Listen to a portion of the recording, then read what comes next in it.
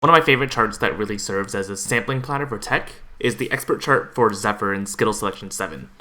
But unfortunately, that chart wasn't added into the first round of ECFA 10s, so my next favorite is Mad5cience. And this chart honestly just has a little bit of everything and really pushes you to recognize tech patterns as they come, rather than memorizing where things are and executing it. So if you're someone who's starting to feel proficient at different techniques individually, for example, being able to do foot switches on their own or being able to do brackets on their own, you should try this next. I'm just going to let this song run while I talk over it, and I might do a brief rundown after, but I don't really want to tackle any individual sections of this because it's really the song as a whole that I want to look at.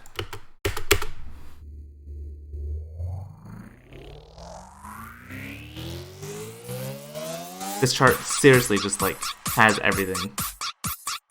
Brackets right off the bat. Bracket jump. Force double steps. Cued by mines. Crossover. 24th burst. And here's the spicy one, 30-second burst. Force double steps again, but with a different rhythm. Two-step jacks, or as Kyle would call them, double taps.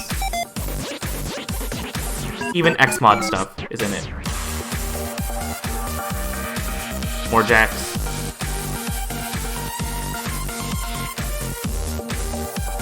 Eighth out crossover, pretty simple.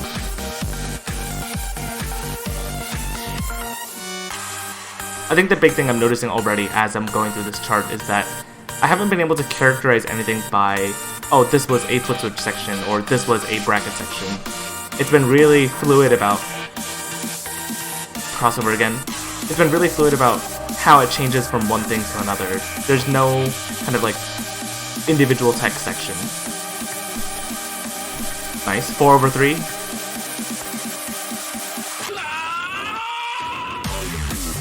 Crossover. Long jack. Long crossover.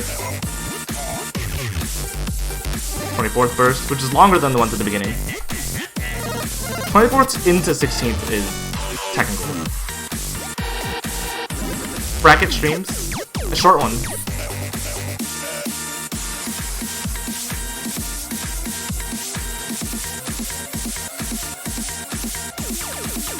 And ends with a bracket jump. Yeah, but seriously, I feel like no matter what level you're playing at, whether it's 7s or 11s, you have to understand that as you work your way up, these charts just get more complex. So knowing how to do a single foot switch or even a chain of foot switches is not quite enough. Knowing how to do a bracket or a series of brackets is not enough. So as you start to get better, you can start to think about how well you're able to connect one piece to another. So for example, you can ask yourself questions like, can I do a stream coming out of a bracket? Or can I do a crossover coming out of a foot switch? And as you get better, I think looking at tech as this fluid thing that moves you from one idea to another is really cool and presents some new challenges that, in my opinion, is a big reason why tech is so much fun to play. And there are other charts that are great sampling platters for tech that really test this, but out of the charts that really pushes this idea in the 10s range, I think this one takes the cake. Also, thanks Ian for calling me out on having Messenger open in my last video. It won't happen again.